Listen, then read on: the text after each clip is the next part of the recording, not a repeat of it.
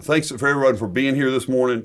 I know we've had to reschedule this a few times due to weather, so it's a little later than we had initially planned to have this. But it's really important for us as an organization to take time to just recognize the incredible work of our principals, our teachers, and just what our students are doing every day. It also is a reflection on our progress as a district. That's something, this is now the third year that we've been in here in the administration. It's just really important for us to be able to show that district year over year, kind of where we are, and just be very transparent with that. I want to thank Principal Portia Harris. Portia is, yep, thank you very much. Thank you in Bearden Elementary for hosting us today. Fantastic school, and she does a great job leading it. So thank you very much for letting us be here. As a district, we never lose sight of the critical role we play in our community. As we've been charged with preparing the next generation for Knox County success, and that's a mission that we take very seriously. I think it's very important that we do understand that. We say lots of times, the organization that wakes up every day thinking about the next generation, and that's very important for us to get that done. We therefore owe it to our community, to our students, to our families, and to ourselves to take opportunities like this to reflect on our goals and to hold ourselves accountable for the targets that we set. Last year, we published our first ever annual report to provide the community with insight to our work and the strategies we're using to improve outcomes for kids. This year, we're expanding that commitment to transparency and accountability to include this event, which is an opportunity for us to reflect on our annual report and look ahead to what's on the horizon.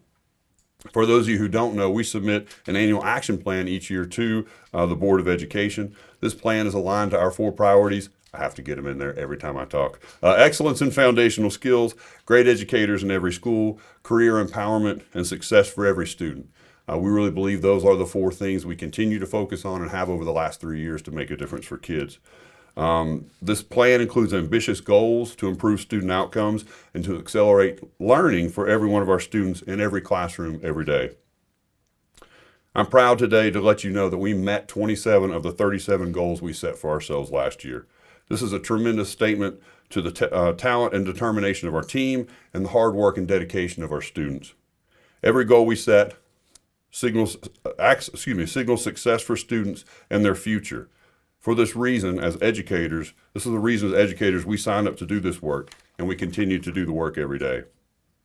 Before I get into the details of the report, I also want to acknowledge the fact that we fell short on 10 of our 37 goals. As a district, we made significant, meaningful gains still in pretty much all of those areas, but we didn't accelerate as quick as we had wanted to in a few of those areas. It's not unexpected when you set ambitious goals, but we also don't want to shy away from the 10 that we didn't hit. Set ambitious goals by definition means occasionally we will fall short and miss the mark. That's part of making progress, and it's core to the continuous improvement mindset that we've adopted as a district. The good news is that by measuring success, we're able to identify which strategies are working, which need more time to incubate, and which ones we might need to stop doing. Next year's annual plan will reflect the lessons we've learned as we double down on our commitment to continue to make gains for all students in every classroom every day. As a district, we've accomplished a lot this year. It would take me more than the time we have allotted today to talk through those, but I do want to hit some of the highlights. Beginning with our priority of excellence in foundational skills, we know that the lifelong success of every student begins with a strong foundation in math and reading.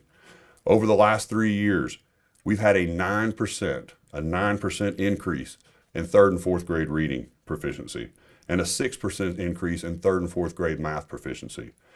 These results not only mean we're outpacing the state in reading proficiency, they also mean that more KCS students are prepared to excel in and beyond the classroom than ever before. The path to graduation starts long before high school. Through high-quality instruction, evidence-based practices, our preschools and elementary schools are building the foundations that will support our students through the entirety of their academic career and beyond. And that work wouldn't be possible without great educators in every school.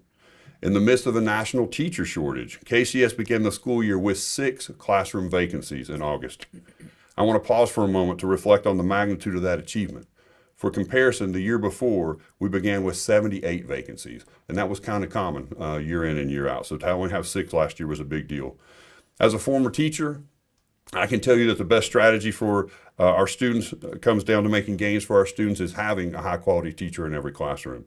Filling vacancies means more students are learning in day one, which is exactly what we want and exactly what our kids deserve.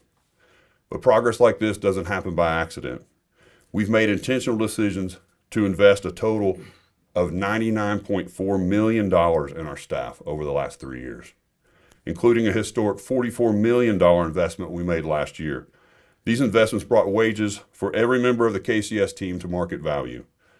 Our work moving forward will be to maintain market value and to reach the governor's goal of $50,000 for starting salaries for first-year teachers. This has allowed us to recruit the best of the best for our classrooms, and you can see from our results last year that the investments we've made in our people are really paying off. Our work in career empowerment and preparation is another great example. As you know, our mission is simple but critical. We want to graduate every student future ready to succeed in the next steps of life, whether that's enrollment, enlistment, or employment. We call our 3 E's.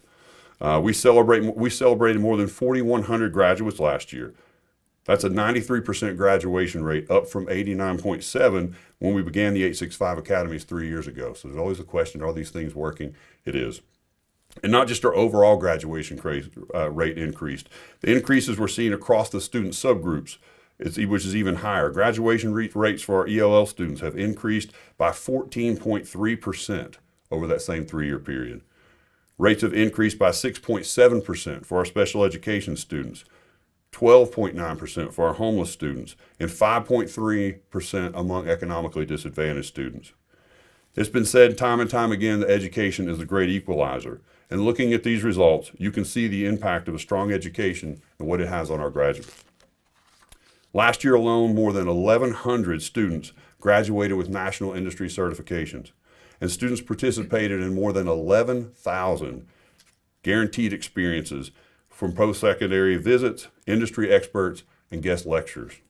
These experiences are critical to equipping students with the skills and experiences they need to be competitive in the future workforce. And we can't cultivate those experiences alone. We knew 4 years ago that it would take partnerships with businesses and our post-secondary partners to make meaningful gains for kids. And the progress we're seeing today is just the beginning of what we can accomplish when we work together for our students. Everything we do is to prepare our students for success. And when we talk about the priority of success for every student, we truly mean every student. As educators, we know that every student is unique, the journey they take, the strengths and challenges they carry into the classroom.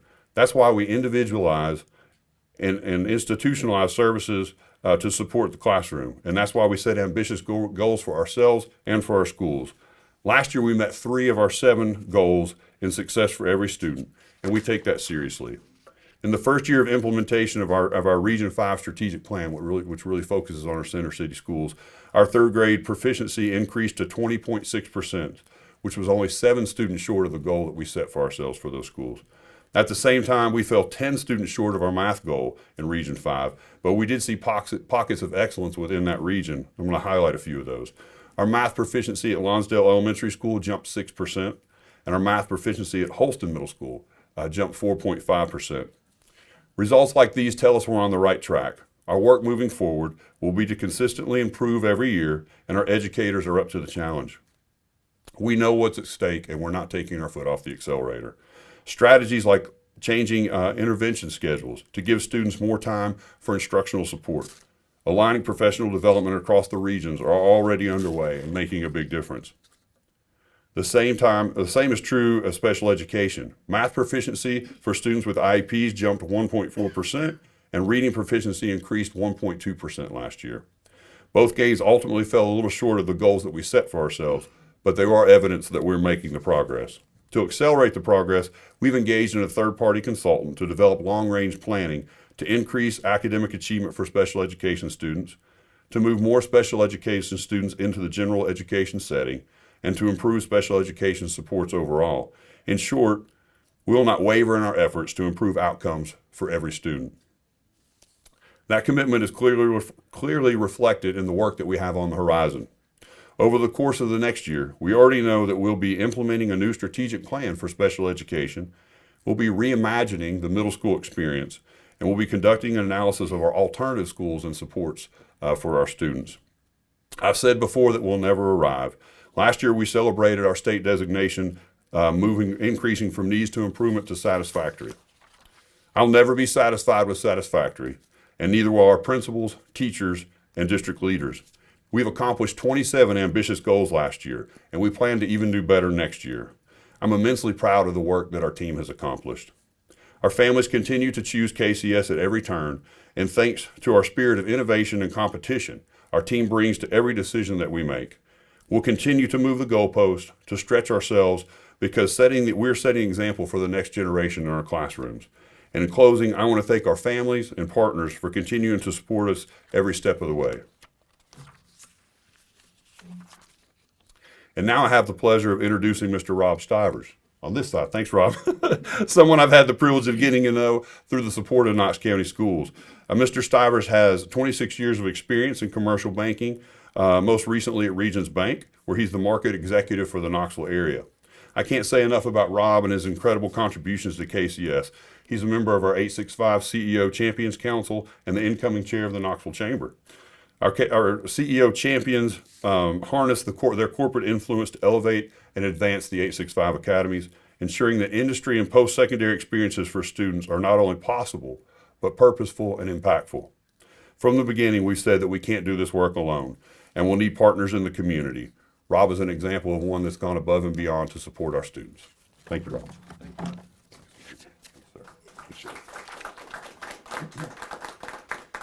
I promise mine isn't that long, but I do have to say, most of the people that I've talked to, they got to hear this in the beginning. This is very nostalgic for me because I went to school here. And so the last time I was in this building was when I left as a fifth grader. So my last day. So it is kind of, and I can still tell you who taught in what classes. You know, a lot of times people ask me why I'm involved in this, and I'll try to give some of the reasons behind it. And it's not just altruism as well. There's some self-serving that goes along with it. I've been working on workforce development for about 5 years with the Chamber. And one of the things, or the two stats that really stood out to me at the very beginning when we started this was, the first one is, call it 1.65. That's the birth rate in the state of Tennessee. Okay? It takes 2.1 to grow. Now, everybody says we're growing, but the challenge is our highest percentage of growth is 55 years and older. Okay? The second stat or study was McKinsey did a study that said in 2040, 80% of the jobs that exist at that point do not exist today. So when you take those two stats and you say we're not growing our workforce in the state and the jobs are going to change so much, it is incumbent on a community to invest in workforce development, because the only communities that will survive and thrive in the future are those that have a viable workforce. The Chamber's also put into place what we're calling the 2030 protocol that really changes the trajectory of what we're doing as a community with regards to our workforce, focusing the economy more on being problem solvers instead of solving a problem, right? Anyone can identify the problem, but once it's solved, then what do you do? So when you think about that being the context of what we're doing here, is really helping kids understand what they're good at, what their aptitude leads them to. And then when they come to me in the workforce, they're good at their job. They have those soft skills, the hard skills, but they also have a passion for it because it's something that they're interested in doing. They chose along the way.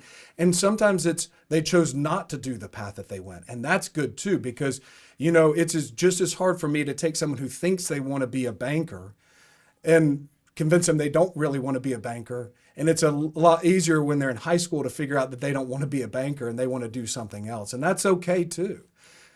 But this motivation and this program can't be done without us being involved with you. It's not fair for us to ask you to change and do this work without the backdrop and the knowledge of what I need out of a workforce and what my partners in healthcare and in whatever industry. And so the CEO Champions, you know, I take a lot of pride in being a part of it because I want to contribute to this, and I want my organization to contribute to this process. My sister's a kindergarten teacher, and I tell her all the time, I'm like, you know, you need to be the first person who talks about careers in their life because it's a journey and it's a long way, right? It's the test are the things that you all measured on, and that's difficult. But when they come out, there's no more tests except for success. Can they be good at the job? And we need to help you do that.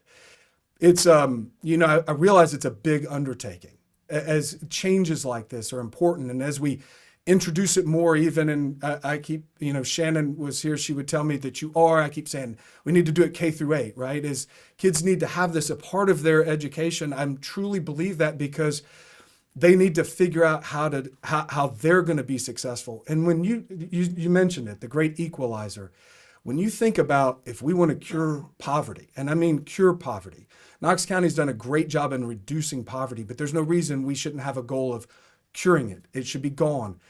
The best way that we can do that is through education. It's through teaching people how to find a career, not find a job, and a purpose.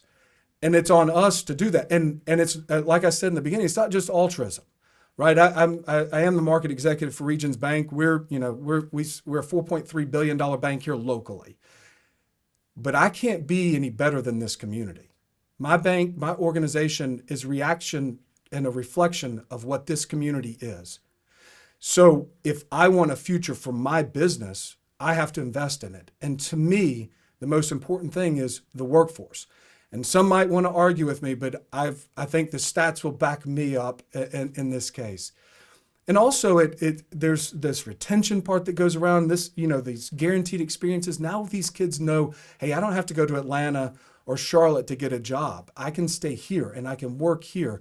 And this is a great place, as all of us who live here love this place. And I grew up here. Obviously, I went to school here. My mom still lives in Forest Brook, right over the hill. And I'm very biased to this community because it is a wonderful community. And I think this is, like I've said this and I say it publicly, this is the most important thing that's happening in Knox County right now. Of all the things that is happening, this is the most important thing. When you look at population numbers and future education, and especially with regards to career readiness and developing that workforce, is the most important thing. It's the most finite resource. And I'm not making a political statement here, just a fact. We've also, in Washington, we've decided that immigration and border control are the same thing, and they're not. So we're also down 1 million people in immigration incoming to this country, and that's a real problem. And people always say, well, AI is going to take over the jobs. AI is proven to create more jobs than take away. So we have an expanding need for people, a declining number of people. Right now in Knox County, there's 2.5 open jobs for every person on unemployment. So you're only 35% that you could solve for. This is why this work is so important. And I realize it's a big change. And that's why I said a minute ago, we're here to help. Now, it's clunky, but we'll get it right. John and I talked about this, and I said, look, if you're at 85%, and we're building a race car, and we're down the track. Right, so that's fantastic work. Congratulations to all of you that are a part of that. So I'm going to stop talking, but I do want to thank you for all that you are willing to change, and I know it's difficult. I've talked to 2 staffs, and I get the dynamics that go along here. If I can ever be of any assistance, please reach out. I'm happy to come and be a part of anybody's talking to kids anytime. And we've got people who can come and do that too and help teach financial wellness. So thank you so much for all that you do, and congratulations to all the, I guess they're announced, all the winners up here. And I guess I'm turning over to Keith there. Awesome. Thank you, sir. All right. Appreciate you. And thank you to Mr. Stivers. I've had the chance to interact with him on multiple occasions over the last several years, and I'm not sure he could hide his passion for this work if he wanted to. He really does exemplify what we want out of our CEO champions, and serving as an advocate for this work, and giving of his time and the time of his people to invest in our kids and in the future of our community. So we really appreciate him being here today. I'm Keith Wilson, Assistant Superintendent of Academics, and I think I get the fun part, because we're going to conclude today our time by recognizing the hard work and the dedication of our school leaders, our educators, and our students. In addition to highlighting the progress through the annual report, today we get to celebrate 18 of our Knox County schools who are recognized by the state of Tennessee as reward schools. This is the state's highest designation for school performance, and these schools earn this designation through increased levels of student achievement and the demonstration of academic growth for all students across all student groups. Achievements like these don't happen by accident. They reflect the dedication and the hard work of an entire community. our talented teachers, our involved families that send students ready to learn every day, determined students, and the incredible leadership of our principals and the regional teams that support them. So you might be asking, what are some of the intentional efforts you would see in one of these schools? Well, you would see teachers and leaders engaging in deep learning around the high-quality instructional materials used in our classrooms to ensure that every student has access each day to engaging lessons that match the expected rigor of that grade level or content area. You would see educators participate in professional learning communities where they plan and collaborate around upcoming lessons and make instructional decisions together. You would see teams of educators analyzing student data regularly to monitor student progress and make plans to close learning gaps as soon as possible. You would see integrated systems of support for students who may be experiencing challenges related to a learning disability, language acquisition, or classroom behavior. These schools that we're going to recognize in just a moment are excellent examples of the great work that's happening each day in the Knox County schools, and we're proud to get to recognize them today. So as I begin to recognize them and call the name of the schools, I'm going to ask that the principal from the school come and join us up here and make a line here behind me in the area. So to start us off, our first reward school is A.L. Lotz Elementary and Principal Tracy Marsh.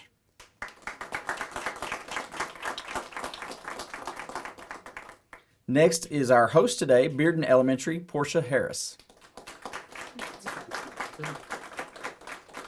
Bluegrass Elementary and Principal Casey Cutter.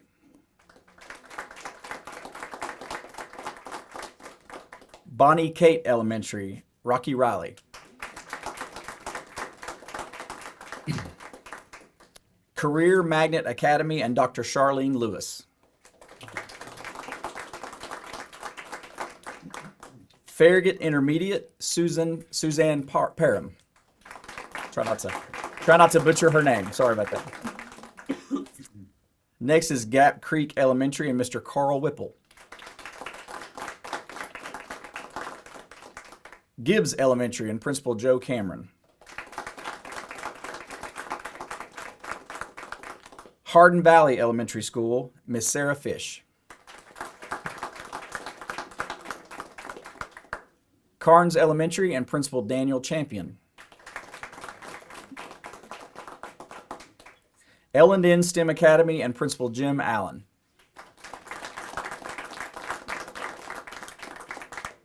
Mount Olive Elementary, Mr. Robert Angel. North Shore Elementary, Principal Kimberly Harris. Pleasant Ridge Elementary, Jennifer Morrell. From Sequoia Elementary, Principal Shay Seiler. Shannondale Elementary, Principal Renee Rapika. South Knox Elementary and Dr. Tana Nicely. And last but not least, West Valley Middle School, Jennifer Vasick. Please join me one more time in congratulating all of these schools.